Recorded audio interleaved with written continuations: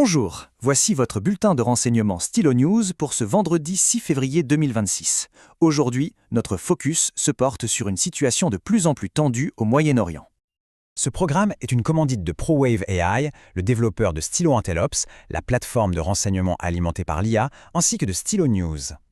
Le point central de notre analyse aujourd'hui, la crise qui s'intensifie en Iran. L'Iran est clairement à un tournant. Le pays fait face, d'une part, à une agitation interne très forte et d'autre part, à une pression extérieure considérable. Les événements des dernières semaines ont vraiment placé le pays et même toute la région sous une tension extrême. Commençons par examiner la situation à l'intérieur du pays, avec un regard sur les manifestations qui secouent la nation. Alors si on regarde la chronologie, on voit bien l'escalade. Tout a commencé par des protestations économiques, assez classiques, liées à l'effondrement de la monnaie. Mais en quelques semaines à peine, le mouvement s'est transformé. Les revendications sont devenues beaucoup plus politiques, appelant à un changement de régime, et cette escalade, il faut le dire, semble avoir pris le régime au dépourvu. Face à cette contestation, la réponse du régime a été directe et sans ambiguïté. On observe une stratégie sur deux fronts.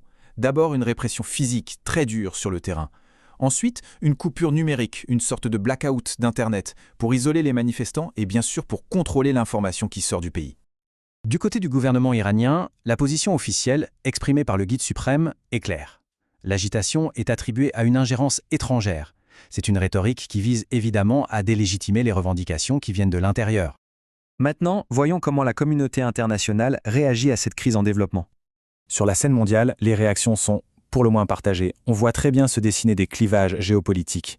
D'un côté, on a les puissances occidentales qui augmentent la pression, que ce soit par des sanctions ou des démonstrations de force, et de l'autre, des partenaires clés comme la Chine qui continuent d'apporter un soutien économique et militaire crucial à l'Iran. Le résultat, c'est une situation diplomatique vraiment complexe. Un point particulièrement notable, c'est le changement de position au sein même de l'Union européenne. Initialement, des pays comme la France ou l'Espagne étaient assez prudents. Mais face à la dureté de la répression, on a vu un basculement. L'Italie et la France, par exemple, soutiennent maintenant une ligne beaucoup plus dure, ce qui montre une évolution significative de l'approche européenne. Portons maintenant notre attention sur les renseignements les plus récents, ceux des dernières 48 heures, pour avoir une image de la situation en temps réel. On note d'abord un incendie important à Téhéran. La cause officielle n'est pas encore déterminée, mais il est clair que dans le contexte actuel, ce genre d'incident est immédiatement sujet à interprétation. Certains y voient des actes de sabotage ou peut-être un signe que le contrôle de l'État s'affaiblit. Parallèlement, les opérations de sécurité se poursuivent. De nouvelles arrestations ont eu lieu à Yazd. Et là encore, le discours officiel pointe vers des liens avec l'étranger pour justifier ces actions. Et pourtant, et c'est là tout le paradoxe, alors que la rhétorique officielle est très dure, des rapports font état de pourparlers discrets à Istanbul entre des représentants iraniens et américains.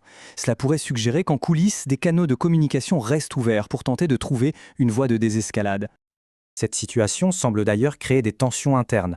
On commence à entendre des rumeurs, non confirmées pour l'instant, de diplomates qui chercheraient l'asile à l'étranger. Si cela s'avérait, ce serait un signe de fissure potentielle au sein même du régime. Tous ces éléments dessinent un tableau d'une grande complexité et très volatile. Essayons de synthétiser et de voir ce que cela implique pour la suite. La question qui se pose est donc la suivante. Le régime iranien peut-il résister à cette double pression, à la fois interne et externe, ou au contraire va-t-on assister à un durcissement encore plus marqué, avec des conséquences potentiellement déstabilisatrices pour toute la région? Pour une analyse plus poussée de ces enjeux, l'analyse complète est disponible. Point chaud en Iran, manifestations, sanctions et risques de guerre régionale. Cette analyse est disponible sur les plateformes habituelles ou en suivant le lien qui accompagne cette publication. C'était votre bulletin de renseignement Stylo News. Pour rester informé, abonnez-vous sur www.stylonews.com. Merci de nous avoir suivis.